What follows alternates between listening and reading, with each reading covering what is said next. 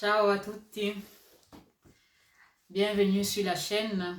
Moi c'est Caroline. Ici nous parlons de la santé hormonale de la femme.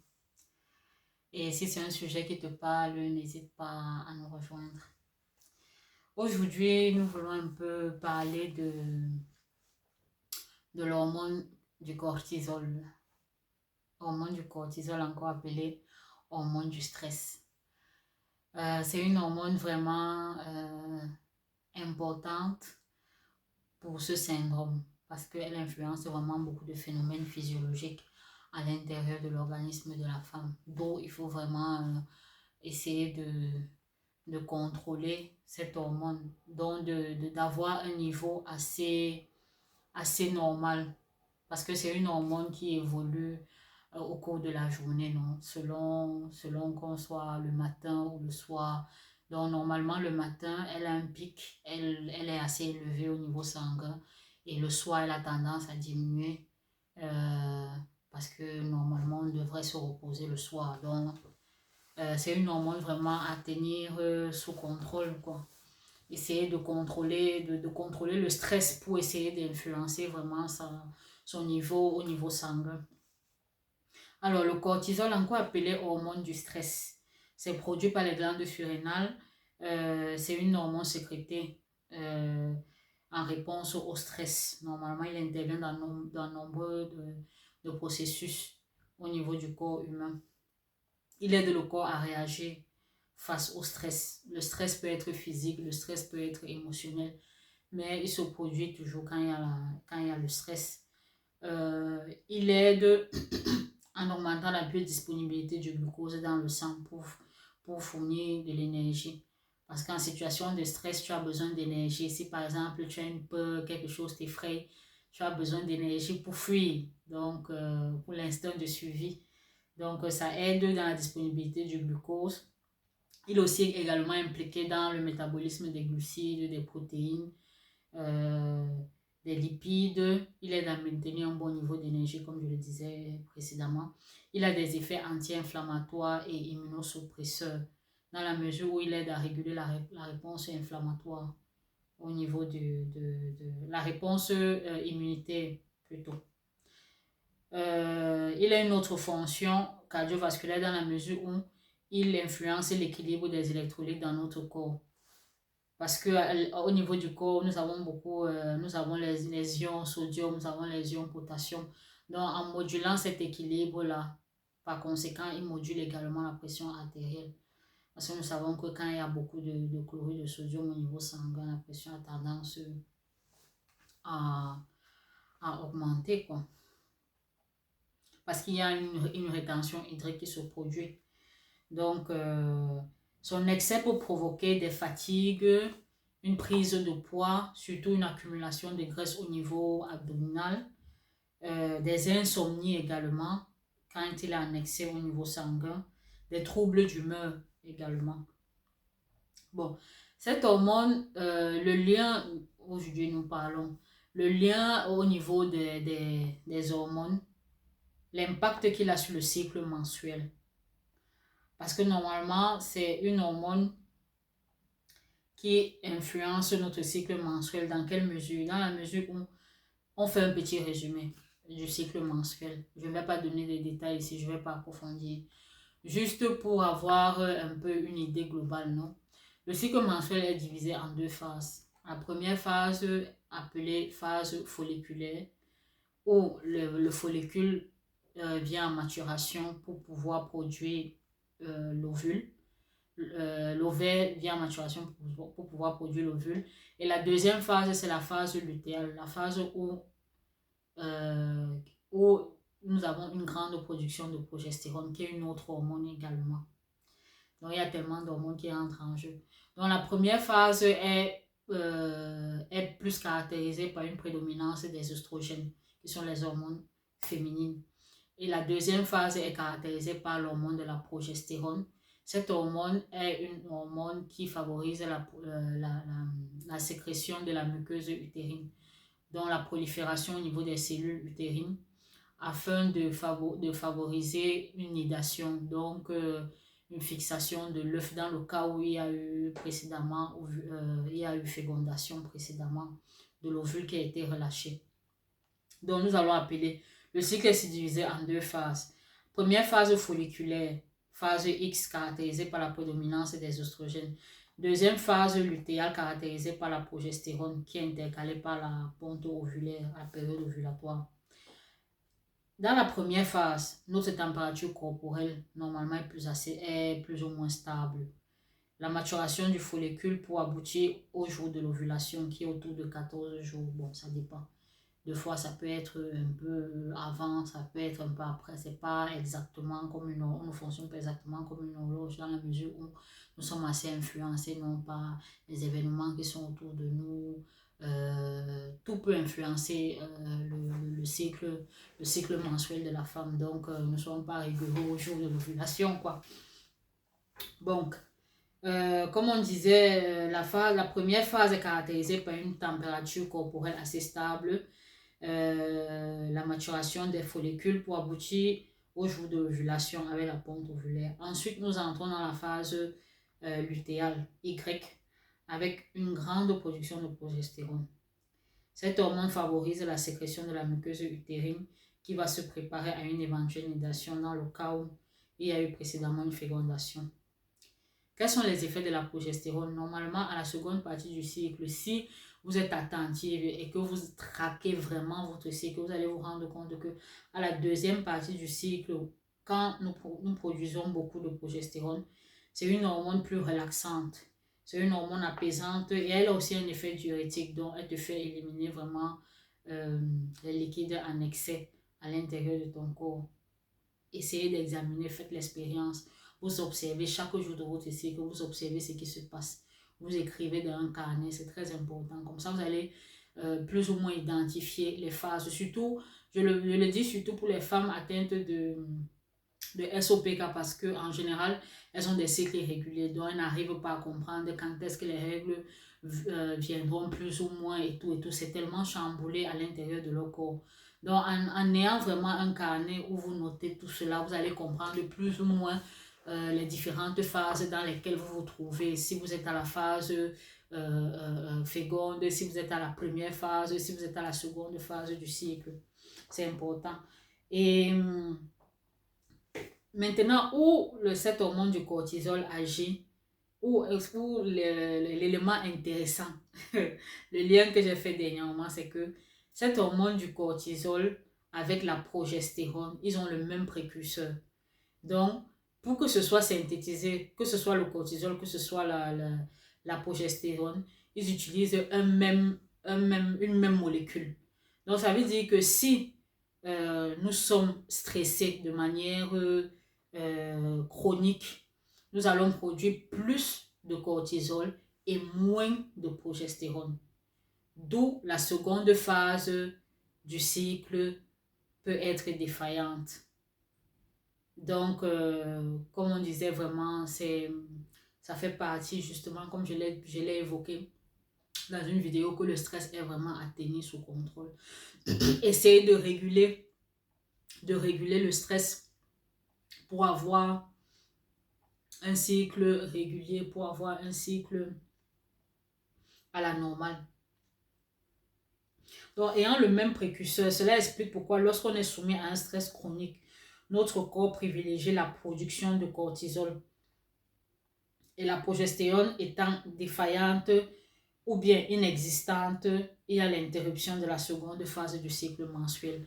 Et là, vraiment, je me suis rappelé, lorsque j'étudiais au collège, j'avais un professeur de sciences qui il nous avait expliqué une fois que d'habitude, les femmes en période de guerre, les femmes ont de la difficulté à voir leur menstruation. Et là, maintenant, je le comprends mieux parce que normalement, en période de guerre, on produit assez de cortisol, on est assez stressé. Et le corps, recevant ce signal de stress, il décide qu'on ne peut pas se préparer à une éventuelle nidation, à une éventuelle grossesse. D'où je vais plus produire le cortisol pour aider ce corps à faire face au stress et non produire assez de progestérone pour essayer de me préparer à une éventuelle grossesse. Parce que normalement, oh, le corps est vraiment fait de manière géniale. Il prend des décisions vraiment sensées par rapport à la situation dans laquelle tu te trouves. Selon le signal qu'il reçoit, il réagit. Donc, si tu es en période de stress chronique, tu produis assez de cortisol qui est toujours élevé au niveau sanguin. Le corps ne pourra pas se préparer, il ne pourra pas produire de la progestérone et par conséquent, il ne peut pas se préparer à une éventuelle grossesse. Donc, c'est vraiment un aspect très important pour essayer de réguler les cycles menstruels. Toujours contrôler, essayer de contrôler le stress. Essayer de contrôler le stress. Donc, dans le cas de stress chronique, le corps privilégie la production de cortisol et la progestérone étant défaillante, l'interruption de la seconde phase ou bien la disparition des menstruations. Une autre hormone qui est influencée par le cortisol, c'est la mélatonine. Parce que quand on est stressé de manière chronique, on a des insomnies. Donc, la mélatonine n'est pas produite assez pour favoriser le sommeil. D'où on a des insomnies, on a des troubles de l'humeur, on est irritable et tout cela. Et tous ces symptômes-là, toutes ces caractéristiques-là, je les observais justement avant de commencer mon processus de perte de poids. Par rapport à ce syndrome, vraiment, je l'ai noté, je cochais vraiment toutes les cases de tous ces désagréments-là par rapport au cycle. Non seulement les cycles ne venaient pas constamment, c'était faute du cortisol qui était trop élevé dans le sang. J'avais des insomnies, je n'arrivais pas à dormir, les troubles d'humeur, j'étais tellement irritable. Mais depuis que j'essaye de contrôler le stress, comme je disais, essayer de contrôler le stress, chacun à sa manière. Vous cherchez des hobbies, vous cherchez, c'est pas, des activités que vous pouvez faire qui peuvent vous aider à vous évader. Parce que plus vous stressez, moins vous vous portez. Surtout pour ce syndrome le stress vraiment empire vraiment la chose, quoi. Donc, essayer la danse, essayer le chant, essayer la marche, essayer... il y a tellement d'activités qui peuvent vraiment nous aider à réguler le stress. Donc, comme on disait, le cortisol aussi également est un peu comme un antagoniste de la mélatonine. Donc, quand il y a trop de cortisol, il y a moins de mélatonine et moins on arrive à dormir. Et quand il y a moins de cortisol dans le sang, la mélatonine réussit à être produite et on réussit à avoir un sommeil reposant et restaurateur, quoi. Insomnie, irritabilité, difficulté à dormir. Vraiment, comme je disais, en vivant avec le SOPK, nous devons apprendre vraiment à gérer notre stress. Les signes que tu as assez de cortisol au niveau du sang, c'est qu'il y a quelques signes visibles et que tu réussis à prendre note. Il y a le visage, ton visage est assez gonflé. Il y a, tu fais une rétention hydrique, une irritabilité, comme je disais, une accumulation du gras au niveau abdominal. Vous vous rappelez, on devait tenir sous contrôle la circonférence abdominale par rapport à ce syndrome. Le poids, on devait contrôler le poids par rapport à ce syndrome. Parce qu'en diminuant seulement le poids, il y a une amélioration. Pour ceux qui ont fait vraiment le parcours de la perte de poids en quittant avec tous ces symptômes de manière sévère, quand vous perdez le poids, vous vous rendez compte que les symptômes commencent à diminuer progressivement. Les signes d'un cortisol élevé, les envies de sucre, je pense que je l'ai évoqué dans une vidéo, j'avais des envies de sucre, des fringales de sucre, faim nerveuse, je raffolais du sucre, il fallait seulement donc je me sentais vide d'énergie et en consommant le sucre, je me disais que je devais avoir assez d'énergie. Oh, c'était le contraire. J'avais un semblant d'énergie, mais après, je me sentais encore down, avec une énergie encore basse, quoi. Et il y a aussi quelques aliments qui peuvent nous aider à contrôler le stress de manière naturelle. Donc, comme on disait, l'alimentation est importante. Il y a certains aliments, par exemple le cacao, pas celui sucré, celui amer vraiment, qu'il faut consommer. Il est riche en magnésium, qui est un élément qui aide à relaxer vraiment, à relaxer les muscles, à détendre. Et il est aussi riche en polyphénols qui sont des antioxydants. Les antioxydants sont aussi également importants. Il y a la camomille, les infusions en camomille qui aident aussi, aident à apaiser, à calmer l'irritabilité. On donne souvent la camomille aux enfants quand ils ont les coliques au niveau de l'intestin. Donc, c'est aussi un élément important, les infusions de camomille à introduire dans votre alimentation. Il y a aussi le thé vert qui est important dans la mesure où il stimule le métabolisme. Il aide à élever la thermogénèse. Et la thermogénèse, durant la thermogénèse, ton corps essaie de produire la chaleur. Il produit la chaleur, il t'aide à brûler les graisses en produisant cette chaleur. Donc, le thé vert, moi, je le consomme beaucoup plus en journée, le matin, parce qu'à l'après-midi, ça a un effet diurétique sur moi et ça ne m'aide pas pour pouvoir me reposer. Donc, une autre chose, les autres aliments qui aident, qui activent la thermogénèse, il y a le piment. Je me rappelle, je ne consommais même pas le piment avant. Mais j'ai dû commencer à épicer un peu plus mes plats. Le piment, le gingembre et tout ça. Donc, comme je disais, franchement, c'est apprendre vraiment au sérieux cet aspect de stress-là. Et essayer, tant que c'est en votre pouvoir, d'essayer de réguler le stress. Parce que c'est vraiment très important pour essayer de réguler les cycles menstruels, quoi.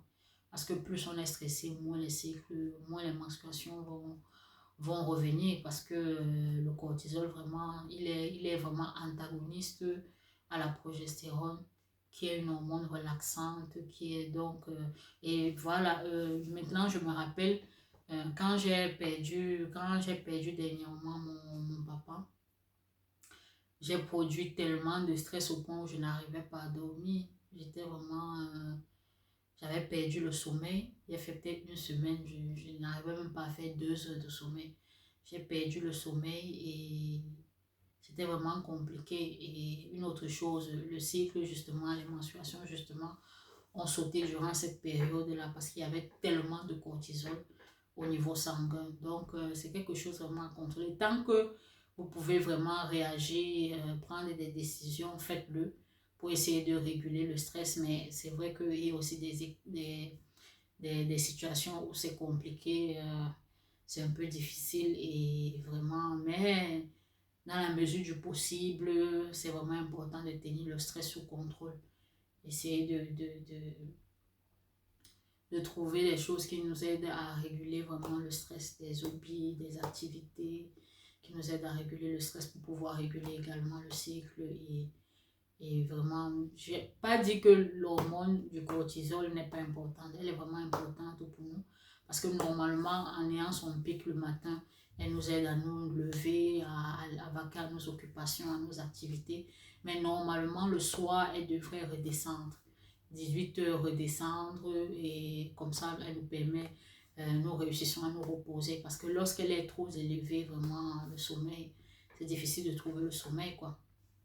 Donc voilà juste le lien que je voulais souligner par rapport au stress, par rapport à l'hormone du stress, par rapport au cortisol.